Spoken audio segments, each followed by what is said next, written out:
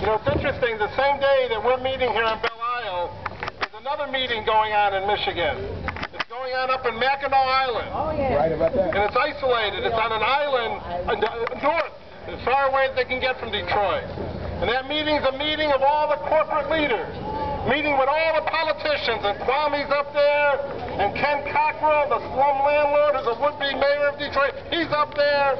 They're all up there, getting their marching orders from big business on how to come back and screw and exploit the people. And that's why it's so important that we have our own meetings. And that's why this coalition is so important. What a pleasure it's been for me to go to these Monday night meetings in all different communities and see people meeting and sitting down and debating politics and debating the issues that affect us. And we better keep doing it. We have to set our agenda, not the corporate leaders who are out to exploit us for laying us off, throwing us out of work, and not taking our homes. We have to set an agenda that's for working people and poor people, that puts our rights first. And to demand that if the government won't implement those rights, we will implement them in the streets just like we always have. Right. I'm here specifically to talk about one aspect of the crisis, but it's an aspect of the crisis that comes from the whole crisis in many ways, and that's the crisis of foreclosures. As Maureen said earlier, there have been 73,000 homes in the last year alone in Detroit placed into foreclosure. And that's on top of the tens of thousands that are already in foreclosure and the tens of thousands of people who've been thrown out of their homes over the past number of years. This crisis that we see every day, and it affects all of us. We see them dumpsters come up and they throw people's goods into them dumpsters and their homes get vandalized and destroyed. It means their whole communities are being destroyed. Right. Whether you're a victim of foreclosure or not, you're a victim because your home value is going down. If you're a renter, you're a victim because you're getting thrown out when your landlord gets foreclosed. Yeah. It's a crisis that affects all of us.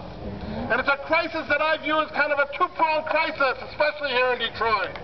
It's a crisis on one hand that's a product of the overall economic depression that we've been in for too long in Detroit.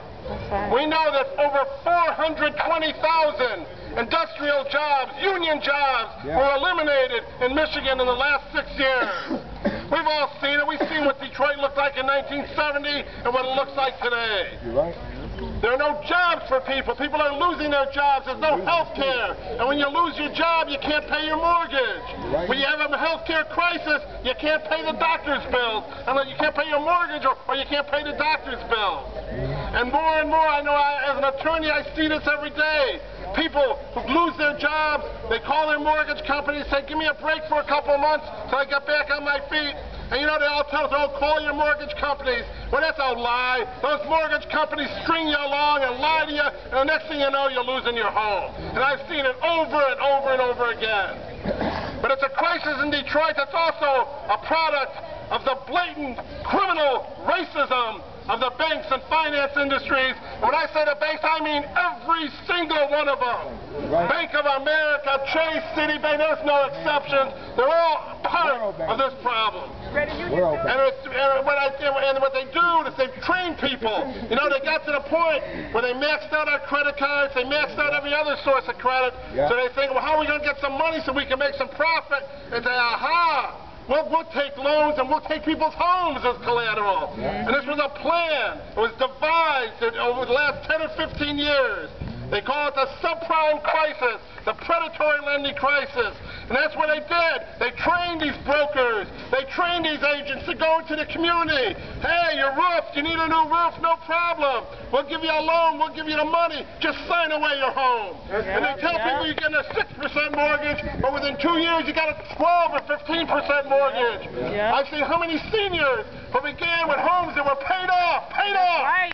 Now they're in mortgages where their mortgage payments are twice their income. And that's nothing but criminal. It's fraud. It's a crime put on humanity by these banks and mortgage companies. Right. In response to this crisis, our organization began looking into what can we do to fight back. And we looked at what was done in the 1930s. In the 1930s, when a similar crisis affected the workers of Michigan and all over the country, the workers organized. They organized unemployed councils, and they started putting people back into these abandoned homes after they got thrown out.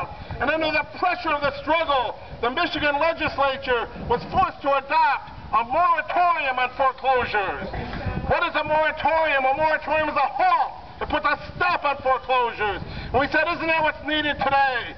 We need a declaration that we're in a state of emergency. And a state of emergency demands emergency measures. And the first measure is to stop these foreclosures, to make it illegal to foreclose people's homes. Right. And you know, they told us at first, oh, you can't do this, it's illegal, but it's interesting. In the 1930s, the U.S. Supreme Court, under the pressure of the struggle, was given a court case for the financial industry. Of course, when the banks, when the cities like Michigan and 25 other states enacted moratoriums, they went to the Supreme Court and said, get this law off the books. But the Supreme Court said no at that time. It said no, that the people's right to survive is greater, is more important than the contract clause of the U.S. Constitution. And that law is still good law. So when the crisis began, we said, why not a moratorium on foreclosures today in Michigan? We have a state of emergency in Michigan. Right. We have laws on the book that empower the governor and the legislature to declare a state of disaster. They do it when there's a hurricane. They do it when it's a flood, especially if rich people's homes are affected. But why not declare a state of emergency and put a moratorium to stop all foreclosures in Michigan? And about a year ago, Governor Granholm had one of these town hall meetings, one of the shows she likes to make it, to show how caring she is. And she stopped and she made a mistake. I got into that meeting. And she made a mistake. At one point she said, well, what would you do if you were governor? And I raised my hand. And I said, the first thing I would do is declare a state of economic emergency in Michigan and put the rights of the workers and the poor first and declare a moratorium on foreclosures. Well, she could do it. She could do it with a stroke of her pen, but of course this governor, who likes to be all rosy and give a picture of Michigan that has nothing to do with us, has not done it up to now. Yeah. But we kept organizing and demonstrating. We went up to Lansing and demonstrated. We got into the foreclosure forums that Cox held for the rich. We went to federal court and said we want to be in there, and leafleted and petitioned. And because of our efforts, because of the efforts of the struggle, we succeeded in getting one State Senator Hanson Clark, to introduce a bill that would place a 2-year moratorium or halt on all foreclosures in Michigan. It's called SB 1306. And what the bill means is that if you get a notice that your house is about to be sold at sheriff's sale, that you can go to court, and the judge is empowered, not empowered, has a duty then to put a 2-year stay on that sheriff's sale. Say, no, it can't happen for 2 years. If you're in the redemption period, and we know the redemption period is 6 months, if you're in redemption, you can go to court, and the judge has to put a 2-year stay on your redemption period.